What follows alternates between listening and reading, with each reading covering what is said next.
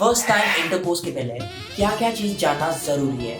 Like for a male partner and a female partner क्या क्या problems हो सकता है? Like for a male from erectile dysfunction, for females vaginismus and penetration से क्या hymen bleeding होगा या नहीं, कितने होने से एक्चुअली नॉर्मल है, एंड अगर मान लो ब्लीडिंग नहीं हुआ, does that mean she's not a virgin or does that mean she's something like सारे पॉइंटर्स डिस्कस करेंगे. Number 1, be ready. Make sure that neither of the partners are forced.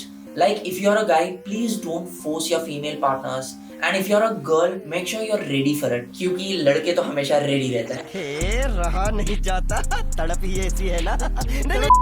Number 2, make sure you guys do adequate foreplay, क्योंकि foreplay ज्यादा करने से उस जगह में ज्यादा लुब्रिकेशन होगा, which will make sure your intercourse session is more pleasurable and more smooth too. And obviously you can use lubricants from the chemist also, but for the first time you can try it out in the natural way too. Like it isn't an issue if you use it, but make sure you guys do adequate foreplay. Number 3, adequate protection. Please protection use कर लेना, चाहे वो first time हो या second time हो या 100th time हो. Specially if you are a beginner, I am pretty sure you guys don't want to end up with an STD, क्योंकि वो आपका फ्यूचर एक्सपीरियंस को भी खराब करेगा. So please don't do that. And male condom भी use कर सकते हो, फीमेल कॉन्डम भी यूज कर सकते हो, but female condom is slightly bit uncomfortable and a bit hard to use initially. So I would say go with a male condom. Now guys, this is the vagina. अब vagina का entrance में there is this small elastic structure called hymen. Now this is a elastic structure. So कुछ लोग में टूटता है, कुछ लोग में नहीं टूटता है. तो जिन लोग में टूटता है उसके वजह से ब्लीडिंग होगा. अगर मान लो ये नहीं टूटता है तो ब्लीडिंग नहीं होगा. So when you guys have penetrative intercourse, so this acts like a curtain. So as soon as this goes inside, कुछ लोगों में ये हाइमन स्ट्रक्चर टूट जाता है जिसकी वजह से ब्लीडिंग होता है. अब मान लो ब्लीडिंग नहीं हुआ, this doesn't mean she is not a virgin और वो कोई यूज्ड है, ऐसा कुछ नहीं है. And guys please stop generalizing कि अगर मान लो वो वर्जिन भी नहीं है, stop generalizing her and stop judging her कि वो यूज्ड है, वो सेकंड हैंड है. I see so many guys passing such cheap comments on girls, जिसकी वजह से लाइक सारे लड़कों को ये जो मेंटालिटी के साथ है ना, जिसकी वजह से लड़कियों को ना फ्यूचर में प्रॉब्लम होता है. Remember, physical intercourse is just a part of your life which just makes it more pleasurable and more fun, and obviously वो लव का बॉन्डिंग में भी इंप्रूव करता है. बट प्लीज डोंट जज a girl and please don't generalize a girl, क्योंकि इसका और उसका कोई लेना देना नहीं है. And trust me, 50 to 60% of the girls actually bleeding होता ही नहीं है. So it doesn't mean if she doesn't bleed, she's not a virgin. And trust me, there was actually an article which was published in a medical journal जो actually बोला कि there was a sex worker who had an intact hymen.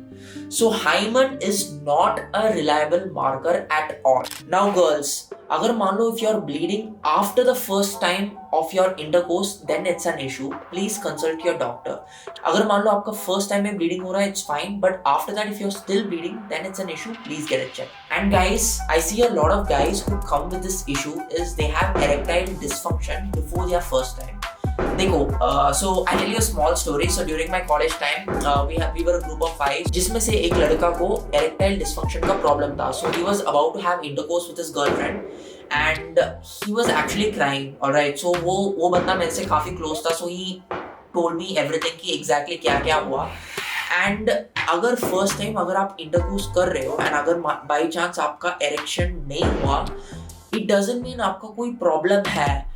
Trust me, 99% of the times it's because of anxiety. So just talk with your partner. And girls, अगर आपका partner के साथ ऐसा खड़ा नहीं हुआ, लास्ट मिनट ऐसा थोड़ा सा प्रॉब्लम हो रहा है, please be patient with them.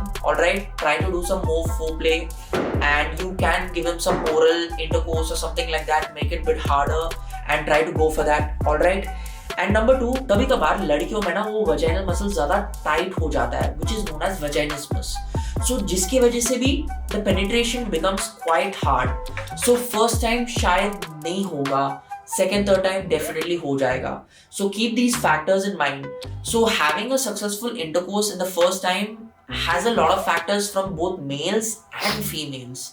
So make sure you guys talk it out, be comfortable, like what to say, make sure you guys are in a comfortable place. घर पे कर लेना. मेरे को पता है आप लोगों को कुछ किंकी स्टफ रहेगा कि मैं बाहर करूंगा, ये करूंगा, वॉशरूम में करूंगा, ये करूंगा, फ्लाइट में करूंगा. भाई ये सब कर लेना, पर first time try to do it in a bit of a private place, yeah, and make sure it's with consent.